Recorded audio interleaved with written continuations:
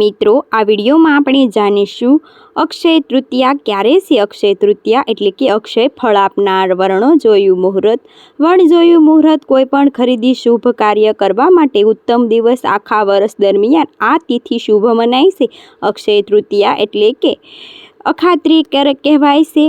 અખાત્રી ત્રીજ જાણી લઈએ. વૈશાખ માસની શુક્લ પક્ષની ત્રીજ તિથિ પ્રારંભ થાય છે 19 એપ્રિલ 2026 સવારે 10:49 જે આ તિથિ પૂર્ણ થાય છે 20 એપ્રિલ 2026 સવારે 7:27 આસપાસ. આમ જોઈએ તો અક્ષય તૃતીયાનું શુભ મુહૂર્ત આખો દિવસ હોય છે, એટલા માટે તારીખ 19 એપ્રિલ 2026 રવિવારના દિવસે ઉજવવાની રહેશે.